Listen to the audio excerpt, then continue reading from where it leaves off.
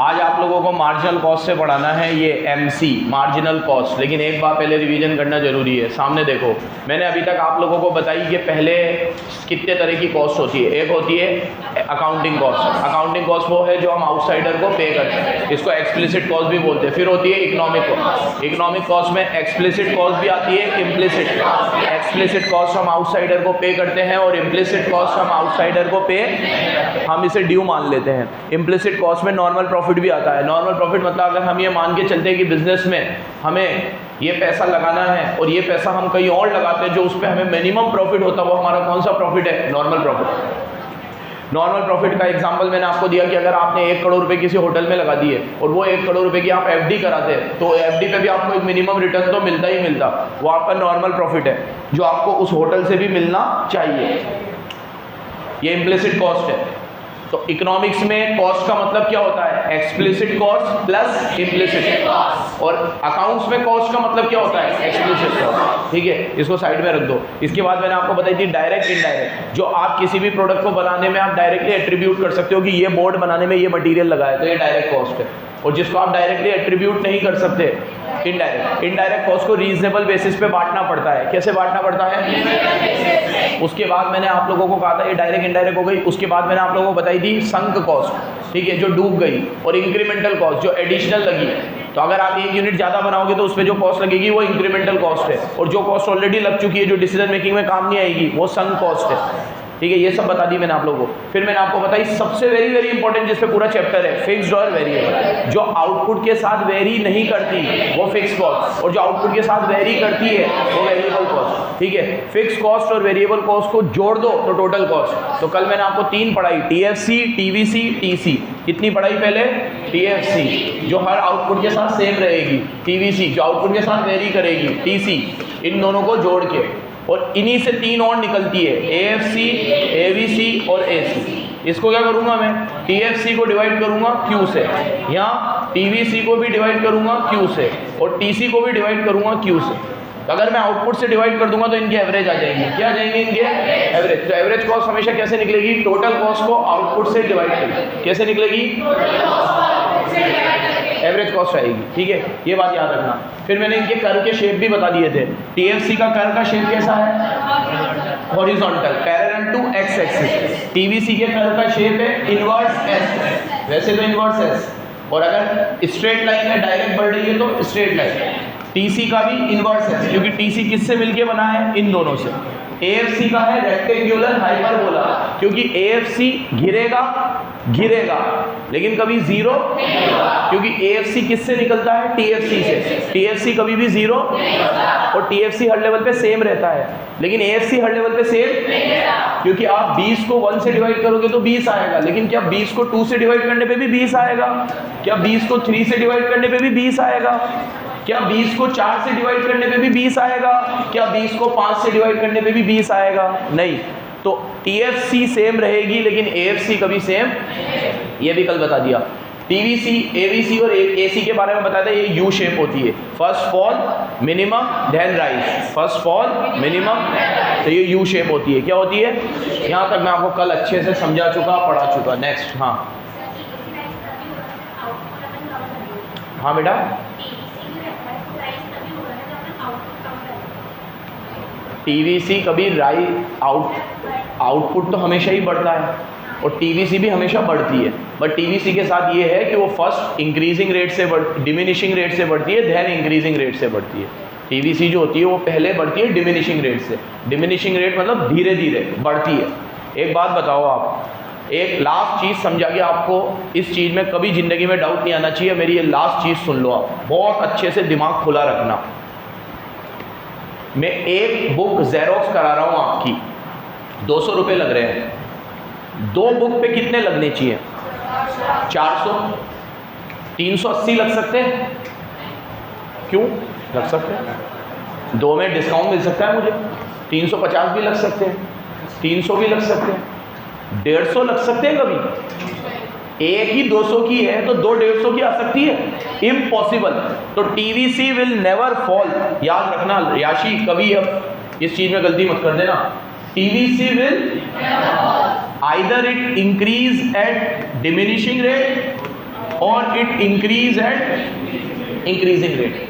या तो ये धीरे धीरे बढ़ेगी या ये तेजी से बढ़ेगी, या तो धीरे धीरे हौले हौले बढ़ेगी या ये एकदम तेजी से बढ़ेगी, बट ये कभी बोलो मेरे साथ, टीवीसी विल नेवर फॉल। बोलो एक और बार बोलो, एक और बार बोलो। वेरिएबल कॉस्ट आउटपुट बढ़ने के साथ कभी फॉल नहीं हो सकती, वेरिएबल कॉस्ट तो हमेशा बढ़ती है। आप ये सोचो, बच्चे बढ़ रहे हैं अगर मेरे, तो मेरी वेरिएबल कॉस्ट बढ़ेगी कि कम होगी? बढ़ेगी। हाँ, हो सकता है वो धीरे बढ़े या तेज बढ़े, it's a different matter, but it never fall. और यार इसके यहाँ जब 100 बच्चे आते थे ना तो इसकी कॉस्ट 50 रुपये लगती थी एक बच्चे पे, अब 500 बच्चे आने लगे तो एक बच्चे पे इसकी कॉस्ट और कम हो गई है। हो ही नहीं सकता, बच्चे बढ़ेंगे तो कॉस्ट टोटल में तो बढ़ेगी, एवरेज में कम हो सकती है, टोटल में तो टोटल में हमेशा बढ़ेगी बढ़ेगी बढ़ेगी। अब कभी इसमें कोई गलती मत करना, बहुत अच्छा टॉपिक है, अच्छे अच्छे क्वेश्चन आते हैं इस पे से। अब एमसी पे आते हैं, मार्जिनल कॉस्ट। देखो इधर 6 कल पढ़ा दी थी, टीएफसी, टीवीसी, टीसी, और 3 के 3 बच्चे थे, एएफसी, एवीसी, 6 पढ़ा दी थी कल। अब 7वीं और आखिरी पढ़ा रहा हूँ, शॉर्ट रन खत्म। कल शॉर्ट रन लॉन्ग रन भी बता दिया था कि शॉर्ट रन वो होता है जहाँ पे आप वेरिएबल फैक्टर चेंज कर सकते हो, fix factor change. Long run वो होता है जहाँ पे आप सारे ही फैक्टर चेंज कर सकते हो, भले वो वेरिएबल हो या, इसलिए लॉन्ग रन में वेरिएबल ही होते हैं, फिक्स होते ही, क्योंकि लॉन्ग रन में all factors can be change as and when required in production process. बोलो, all factors can be changed as and when required in production process। किसमें? लॉन्ग रन में। लॉन्ग रन में सारे factor को change. कल किसी ने पूछा था तो मैंने बताया भी था, लॉन्ग रन और शॉर्ट रन पीरियड के हिसाब से नहीं है कि 3 साल लॉन्ग रन है, 4 साल लॉन्ग रन है, 5 साल लॉन्ग रन है, ऐसी कोई डेफिनेशन नहीं है। 1 साल भी लॉन्ग रन हो सकता है और 15 साल भी शॉर्ट रन हो सकता है। लॉन्ग रन या शॉर्ट रन का जो क्राइटेरिया है वो पीरियड से है ही नहीं, वो क्राइटेरिया सिर्फ इससे है कि आप fix factor variable factor change कर सकते हो कि नहीं कर सकते, that's the only criteria, period is not the criteria. हाँ, यहाँ तक तो मैं कल पढ़ा चुका, अब मैं नया शुरू करता हूँ, मार्जिनल कॉस्ट।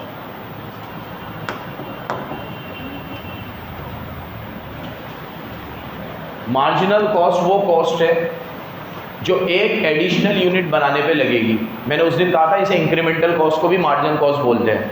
तो मार्जिनल कॉस्ट मतलब इंक्रीमेंटल कॉस्ट। तो बोलो, it is the change in total cost due to 1 unit increase in output. जैसे आप 1 यूनिट बना रहे हो, आपकी टोटल कॉस्ट लग रही है 200, और 2 यूनिट बनाने पे आपकी टोटल कॉस्ट लग रही है 250। तो मार्जिनल कॉस्ट पहले पे तो डैश आएगी, इन दोनों का चेंज कितना है? 50। अब 3 यूनिट बनाने पे लग रहे हैं 320, तो इन दोनों का चेंज कितना है? तो MC का फॉर्मूला क्या बना? TCN माइनस TCN माइनस 1, यहाँ होगा कहीं पर नीचे होगा, क्या बना? TCN, N का मतलब है नंबर ऑफ यूनिट्स, और N माइनस 1 है ऊपर वाली यूनिट, ये ऊपर वाली यूनिट। तो बोलो मेरे साथ, MC is change in TC। बोलो वापस बोलो, MC इज।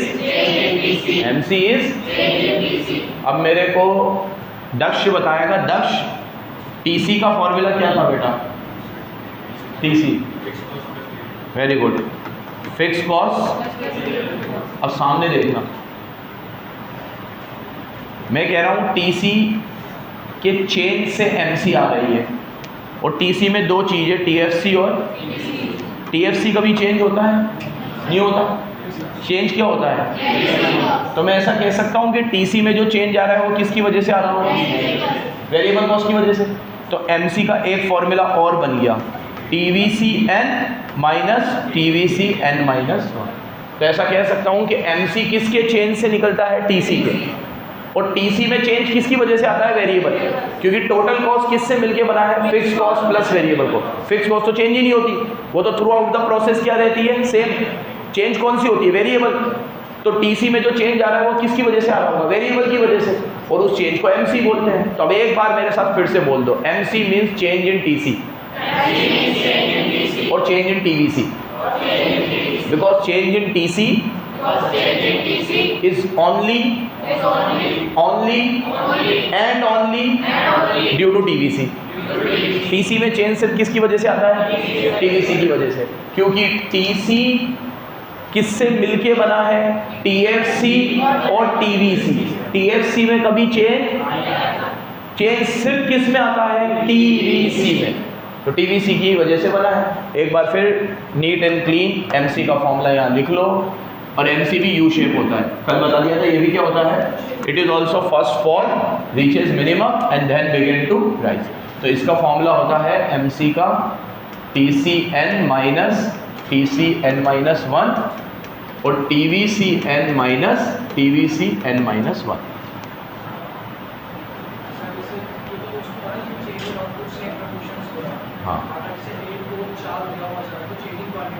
हाँ, फिर चेंज इन क्वांटिटी भी होगा। ये मैं अभी बताने ही वाला था। आप हमेशा एमसी एक यूनिट के चेन से निकालोगे, और आपका हमेशा आउटपुट में एक एक यूनिट का ही चेन दे रखा होता है। ये देखो 1 2 3 4 5 6। लेकिन अगर एग्जाम में ऐसे आ गया कि 2 यूनिट पे टीसी है 200 और 4 यूनिट पे टीसी है 400, तो जब आप एमसी निकालोगे, सुनो इधर, तो 400 में से 200 जाएगा, कितना होगा? ये आंसर नहीं है, क्योंकि आउटपुट में 2 यूनिट का चेंज आया है। तो आप 200 को 2 से डिवाइड करोगे तो योर आंसर इज 100। और 90% बच्चा जो गलती करेगा वो 200 पे करेगा, क्योंकि ए ऑप्शन में वो 200 ही देगा, ताकि आपकी नज़र ए पे ही जाए और आप पीछे पढ़ो ही नहीं। ठीक है, अब इसको भी मैं यही समझा रहा था। ऑब्जेक्टिव क्वेश्चन में हम लोग क्वेश्चन पढ़ने में बहुत घाई करते हैं। सब्जेक्टिव पेपर में क्या होता है, हमारी टेंडेंसी होती है पूरा ढंग से पढ़ने की, और हमारी मार्किंग की भी आदत होती है। क्योंकि क्वेश्चन बड़ा होता है ना, आज मैं इशू शेयर पढ़ रहा हूँ, एप्लीकेशन पे 10 आएंगे, अलॉटमेंट पे 5 आएंगे, 200 शेयर पे पैसे नहीं आए, 100 शेयर फॉरफिट हो गए, 200 शेयर री इशू हो गए। हम हर चीज़ को मार्क करते चलेंगे। ऑब्जेक्टिव में हम क्या करते हैं, घाई। एक लाइन का क्वेश्चन होता है, पढ़ा, ठीक है, अब उसमें बोला था भैया, एक इतनी बेसिक मिस्टेक अभी हुई कि भैया उसमें बोला था परफेक्टली इनइलास्टिक होने के लिए कौन सी स्टेटमेंट इनकरेक्ट है। इसको पता था आंसर कि सर ये परफेक्टली इनइलास्टिक होगी तो क्लोज सब्स्टिट्यूट तो हो ही नहीं सकते। परफेक्टली इनइलास्टिक का क्या मतलब है कि आपके कोई क्लोज सब्स्टिट्यूट नहीं होंगे। ठीक है, परफेक्टली इनइलास्टिक का क्या मतलब है कि आपकी डिमांड लेस देन 1 है, मतलब आपकी डिमांड में चेंज ही नहीं आता। जब आपकी डिमांड में चेंज ही नहीं आ रहा तो आपके क्लोज सब्स्टिट्यूट कैसे हो सकते हैं? तो उसमें एक आंसर था देयर आर क्लोज सब्स्टिट्यूट, तो वो सही था, क्योंकि वो ये पूछा था कि कौन सा स्टेटमेंट इनकरेक्ट है, तो इनकरेक्ट में यही सही आएगा। ऐसी छोटी छोटी मिस्टेक किसी भी बच्चे से हो सकती है, किसी भी जीनियस से भी हो सकती है।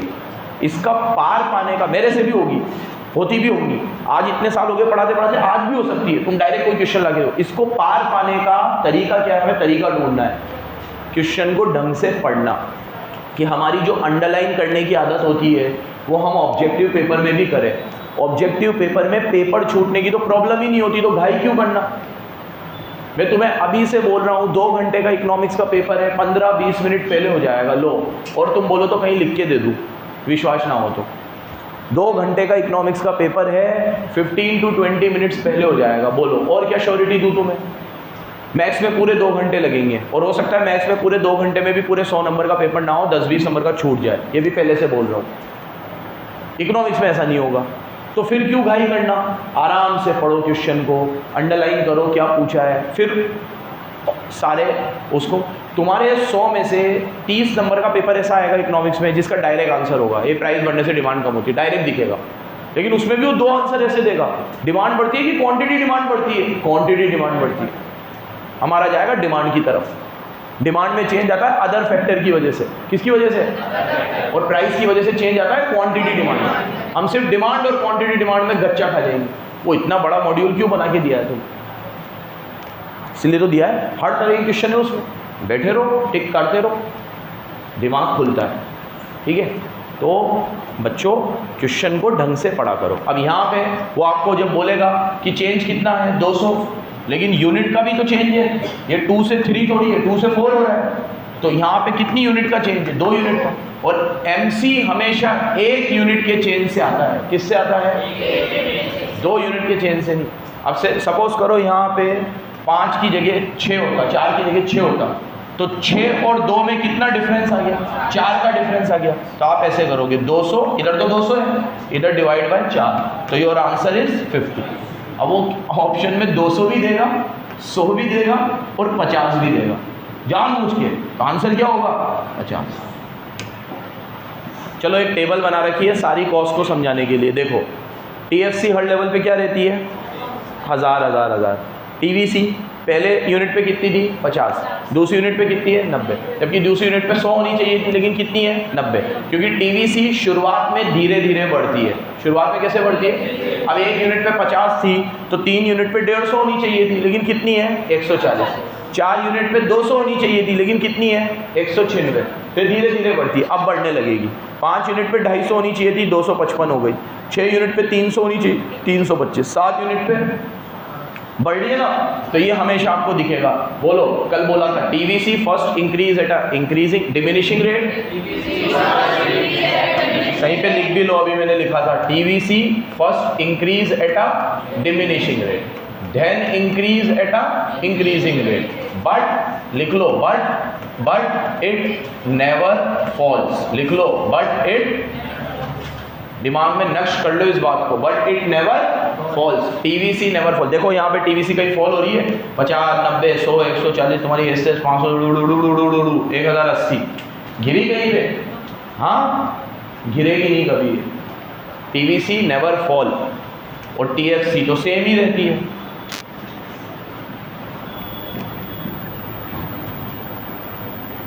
लिख लिया ये सबने?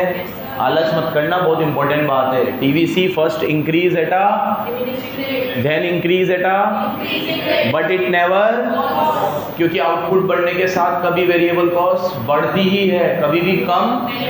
टोटल की बात कर रहा हूँ, एवरेज तो होगी। अब एवरेज अगर मैं आपको, सुनो, ये दोनों दे दूं, फिर आप कुछ भी निकाल सकते हो, क्योंकि टीएफसी और टीवीसी को जोड़ के क्या आता है? तो ये टीसी आ गया। और इन तीनों को अगर आउटपुट से डिवाइड कर दूं तो एवरेज आ जाएगा। जैसे 1000 डिवाइड बाय 1 कितना आएगा? बोलो ना। 1000 डिवाइड बाय 2 कितना आएगा? 1000 डिवाइड बाय 3। बेटा तुम्हारे जबान नहीं है मुंह में, जब मैं बोलूँ ना बोलो तो बोला करो। 1000 डिवाइड बाय 4, सेम ऐसे ही अब एवरेज वेरिएबल आएगी, तो total variable 50 divide by 1, 90 divide by 2। अब टोटल को डिवाइड करूंगा तो एवरेज टोटल कॉस्ट आ जाएगी, तो 1000 डिवाइड बाय 0 तो डैश आ गई। 1050 divide by 1, 1050। 1090 divide by 2, 1140 divide by 3, 380, and so. तो अगर आपको मैं टीएफसी दे दूं, टीवीसी दे दूं, तो सब आ जाएगा, क्योंकि टीएफसी और टीवीसी को जोड़ के क्या आता है? टीसी। और ये 3 आ जाएंगे तो 3 भी आ जाएंगी, क्योंकि एवरेज कैसे निकलती है? टोटल को आउटपुट से डिवाइड करके। एवरेज कैसे निकलती है? ये 3 और 3 6 हो गई। अब लास्ट एमसी। एमसी तो फिर चेंज से निकलती है। यहाँ देखो चेंज, टोटल 1000 और 50 कितना चेंज है? 50। इन दोनों का चेंज कितना है? इन दोनों का चेंज कितना है? 40। 1090 और 1140 इन दोनों का चेंज। फिर इन दोनों का चेंज, इन दोनों का चेंज 56। ऐसे सबके चेंज से निकलती है। और अगर मैं टीसी का चेंज ना लेता, टीवीसी का भी चेंज लेता तो सेम आता, क्योंकि टीवीसी के चेंज से ही टीसी आता है। तो यहाँ देखो, अगर मैं 90 और 140 का भी चेंज लेता, 90 और 140, तो 50 ही आता। अगर मैं 196 और 140 का भी चेंज लेता तो 56। लास्ट में भी देख लो, 1080 और 780 का चेंज कितना आता? 300। और 2080 और 1780 का चेंज लेता तो भी कितना आता? तो टीसी के चेंज से भी वही आएगा, टीवीसी के चेंज से भी वही आएगा। हाँ,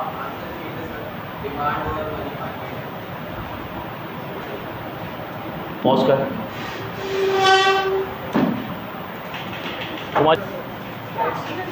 अब जितनी भी चीज़ें मैंने तुम लोगों को अभी तक बताई और जो भी चीज़ें मैंने तुम्हें बुक में लिखाई अभी, वो सब चीज़ों की इसने भी एक समरी बना रखी है। देखो, फिक्स कॉस्ट कभी भी क्या नहीं होती? चेंज नहीं होती।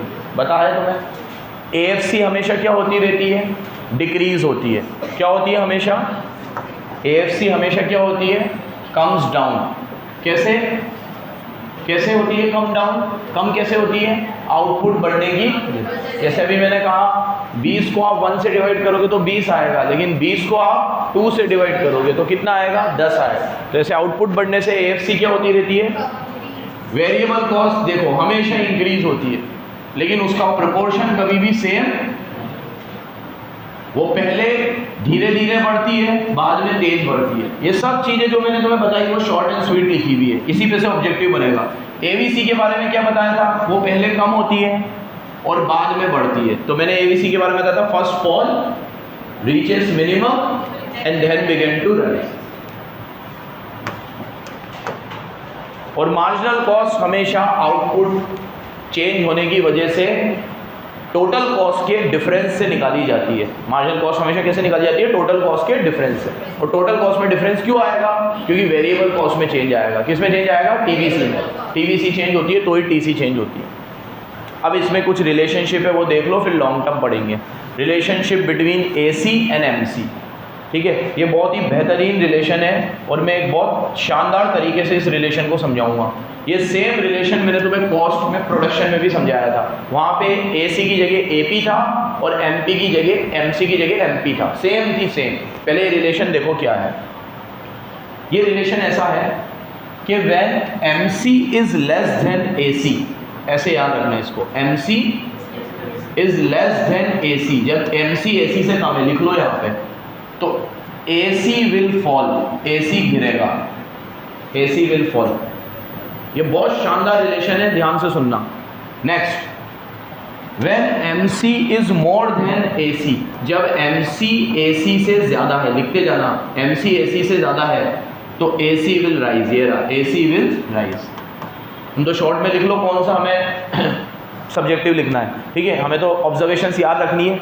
AC ज़्यादा होगा MC से, मतलब MC कम होगा AC से। मार्जिनल कम होगा एवरेज से तो एवरेज गिरेगा, मार्जिनल ज़्यादा होगा एवरेज से तो एवरेज बढ़ेगा।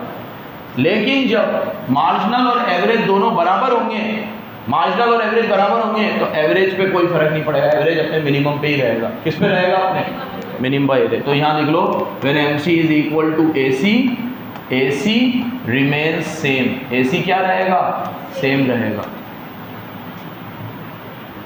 सेम मतलब अपने मिनिमम पॉइंट पे आ जाएगा। किस पे आ जाएगा, ठीक है। अब इसको एक एग्जांपल से समझाता हूँ, शानदार एग्जांपल है, ध्यान से सुनना। सामने देखो, अभी वैसे तो मैं सचिन, विराट कोहली वगैरह के एग्जांपल से समझाता हूँ, इस बार थोड़ा नया एग्जांपल ले लेते हैं। अभी सरफराज खान एक बैट्समैन आया इंडियन टीम में टेस्ट मैच में, है ना। उसने अभी 4 इनिंग्स में उसने मान लो 200 रन बनाए हैं, उसने ज़्यादा बनाए हैं, 200 बनाए हैं। तो सरफराज खान का एवरेज कितना आएगा, 200 डिवाइड बाय 4, 50 का एवरेज आएगा। कितना एवरेज आएगा, अब बराबर सुनना। अगले मैच में अगर सरफराज खान अगर अगले मैच में 150 रन मार देता है तो उसके टोटल रन हो जाएंगे 350 और मैच हो जाएंगे 5, 4 से 5, तो उसका एवरेज कितना आएगा, 70 आएगा। जो उसका एक मैच का एवरेज था वो कितना था, 50, वो एवरेज कितना हो जाएगा, 70 हो जाएगा। जिसको क्रिकेट भी समझ नहीं आता ना, वो भी कोई दिक्कत नहीं है, कोई इतनी बड़ी बात नहीं है, बस एवरेज निकाल रहे हैं। एवरेज मतलब वो एक मैच में कितने रन मारता है। तो उसने 200 रन मारे कितने मैच में, 4 मैच में, तो एक मैच में कितने मारे, और अब उसने अगले मैच में 150 मार दिए तो उसके टोटल रन कितने हो गए, 350, और इनिंग्स कितनी हो गई, 5, तो एवरेज कितना है, 70। तो 50 से उसका एवरेज कितना हो गया। तो इसका रूल क्या बना, अगर मार्जिनल ज़्यादा है एवरेज से, क्योंकि उसका एवरेज 50 का है लेकिन उसने रन कितने मार दिए, 150, तो मार्जिनल ज़्यादा है एवरेज से तो एवरेज भी बढ़ेगा, तो उसका एवरेज भी बढ़ गया। उसका एवरेज कितना था, 50, अब कितना हो गया, 70। ये देखो यही लिखा हुआ है, अगर मार्जिनल ज़्यादा है एवरेज से तो एवरेज क्या होगा, बढ़ेगा। अब मान लो सरफराज खान अगले मैच में 0 पे आउट हो जाए, 0 पे आउट हो जाए तो उसके टोटल रन तो 200 है, लेकिन इनिंग्स कितनी हो जाएगी, 5, तो 5 से डिवाइड करेंगे तो उसका एवरेज कितना है, 50 से उसका एवरेज कितना हो गया, 40। क्यों, क्योंकि उसने अपने एवरेज से कम रन मारे। उसका एवरेज 50 रन का है लेकिन उसने तो 0 रन मारे, तो जब भी एवरेज बड़ा होगा, मतलब मार्जिनल कम है एवरेज से, मार्जिनल कम है तो एवरेज भी गिर जाएगा आपका, तो उसका एवरेज भी गिर गया, उसका एवरेज 50 से कितना हो गया 40। एंड लास्ट अगर वो मार्जिनल और एवरेज अगले मैच में भी 50 रन ही मारे तो उसका एवरेज भी 50 है और मारे भी उसने 50, तो 200 में 50 जोड़ूंगा कितने होंगे 250, इनिंग्स हो जाएगी उसकी 5, डिवाइड करूंगा तो कितने आएंगे। तो एवरेज और मार्जिनल अगर सेम है तो एवरेज विल रिमेन सेम। एक शानदार कंसेप्ट, एक शानदार एग्जांपल से आपको समझाया। क्रिकेट में ऐसे ही होता है कि जब भी कोई बैट्समैन अपने एवरेज रन से ज़्यादा रन मारता है अगली बार, उसका मार्जिनल ज़्यादा होता है एवरेज से, तो उसका एवरेज ग्रेजुअली बढ़ता है। लेकिन अगर वो अपने एवरेज रन से कम रन मारता है तो अगले मैच में उसका एवरेज गिर जाता है, और अगर वो अपने एवरेज के बराबर ही रन मारता है तो उसका एवरेज क्या रहता है, मेंटेन रहता है, सेम रहता है। ठीक है, हम लोग जब क्रिकेट खेलने जाते हैं अभी तो क्रिक हीरोज़ करके एक ऐप है, उसके ऊपर सारी हमारा डेटा होता है, स्टेट्स होते हैं। ठीक है, तो हम लोग भी सारे स्टेट्स मेंटेन करते हैं, 3-4 साल से कर रहे हैं। तो हमारे अंदर कोई भी 0 पे आउट हो गया या 10 रन पे आउट हो गया तो उसको आउट होने की इतनी फिक्र नहीं होती जितनी इस चीज़ की होती है कि क्रिक हीरोज़ को उसका स्टेट सब क्या हो जाएगा ख़राब, उसका एवरेज क्या हो जाएगा ख़राब हो जाएगा। ठीक है, तो अभी मैं तो काफ़ी टाइम से 6-8 महीने से जा नहीं रहा हूँ खेलने, बट मेरा जो शुरुआत में मैचेस खेले मैंने उसमें मैंने बहुत बढ़िया बढ़िया रन मारा, तो मेरा एवरेज 30-35 पे पहुंच गया।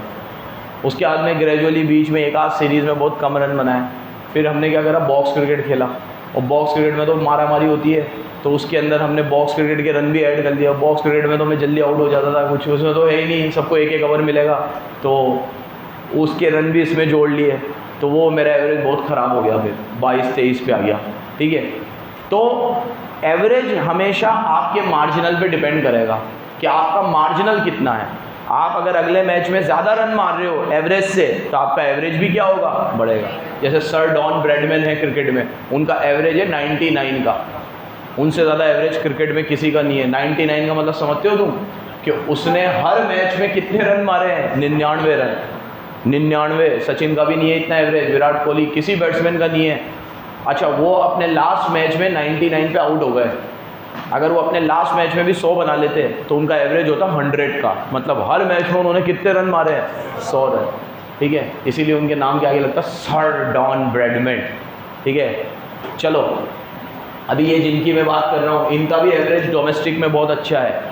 डोमेस्टिक क्रिकेट में रणजी ट्रॉफी वगैरह में इनका एवरेज बहुत ज़बरदस्त है। जो डॉन ब्रैडमैन के बाद सेकंड हाईएस्ट एवरेज है इनका डोमेस्टिक क्रिकेट में, रणजी मैचेस वगैरह में, इसीलिए इनको टीम में, इंडियन टीम में सेलेक्ट किया अभी। फिर अभी बढ़िया रन मारे हैं थोड़े।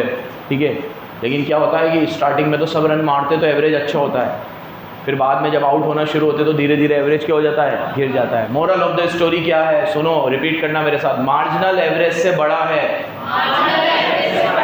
तो एवरेज भी बढ़ेगा, मार्जिनल एवरेज से छोटा है